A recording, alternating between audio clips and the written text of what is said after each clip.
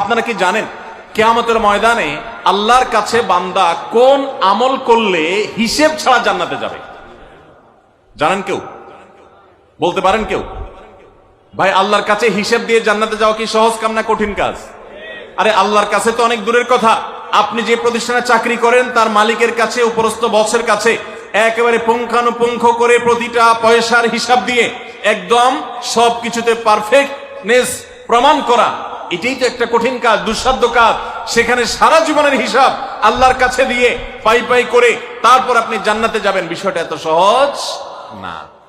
তাহলে হিসেব ছাড়া আল্লাহ তাআলা এমনিতে বলবেন হিসাব টিসাব নাই, তোমাকে এমনি জান্নাতে দিলাম, এটা চান আপনারা? দেখুন কোরআনে কারীম আল্লাহ তাআলা বলছেন ইন্নামা ইউওয়াফাস সাবিরুনা আজরাহুম বিগাইরি হিসাব। আল্লাহ বিনিময় দেওয়ার ক্ষেত্রে, সওয়াব দেওয়ার ক্ষেত্রে দুনিয়াতে যারা সবরকারী হবে, যারা ধৈর্যশীল হবে, যারা সহিষ্ণু হবে, যারা নিজেকে নিয়ন্ত্রণ করতে পারবে, এই সবরকারীদেরকে আল্লাহ তাআলা হিসেব ছাড়া দিবেন, তাদেরকে সওয়াব দিবেন হিসেব ছাড়া।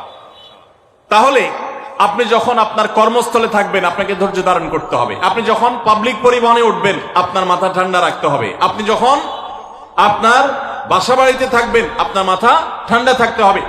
মাথা গরম হয়ে যায় যাদের, হট মেজাজ যারা, কথায় কথায় মাথা গরম হয়ে যায়, ধৈর্যহীন হয়ে যায়, যেখানে সেখানে গন্ডগোল বাধায় দেয়, মারামারি বাধায় দেয়, ধৈর্য সহ্য বলতে কিছু নাই, এই লোকগুলো কিন্তু এই সৌভাগ্যবান মানুষদের কাতারে সামিল হতে পারবে না। ঠিক একইভাবে দাম্পত্য জীবনে সুখী হতে হলে সবর এবং শুকর, এই দুইটা মূল মন্ত্রের কোন বিকল্প পথ খোলা নেই। সেটা স্বামীর জন্য প্রযোজ্য, স্ত্রীর জন্য প্রযোজ্য।